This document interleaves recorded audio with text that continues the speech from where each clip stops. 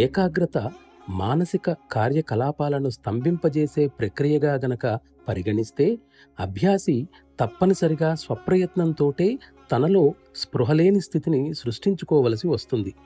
దీనికోసం అవసరమైన శక్తి నిస్సందేహంగా పదార్థంతో కూడుకున్న భౌతికపరమైన శక్తే.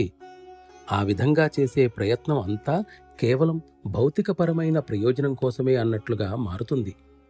ఈ స్థితిలో ఏకాగ్రత అంటే చేతన స్థాయిలో ఉండే భౌతిక మనస్సుకు సంబంధించినది అవుతుంది. ఇక్కడ భౌతికపరమైన శక్తిని ఉపయోగించి ఈ చంచలత్వాన్ని తాత్కాలికంగా అణిచిపెట్టడం జరుగుతుంది.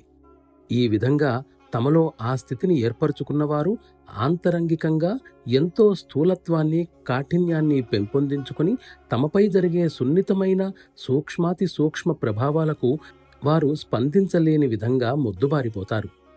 దీనికి నిదర్శనంగా ఇటువంటి ప్రత్యక్ష ఉదాహరణలు ఎన్నో ఉన్నాయి.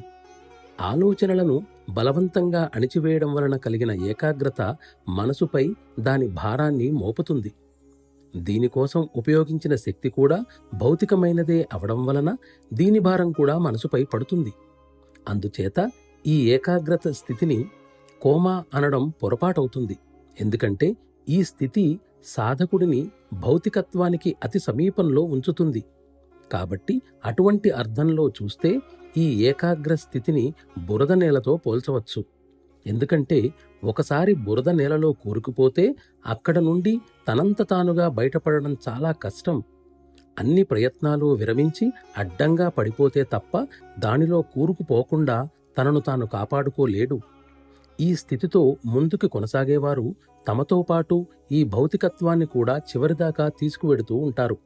అయితే అది వారి భౌతిక ప్రయోజనాలకు కొంతమేరకు సహాయపడుతూ వారి యందు సమ్మోహనాశక్తులను పెంపొందించవచ్చు.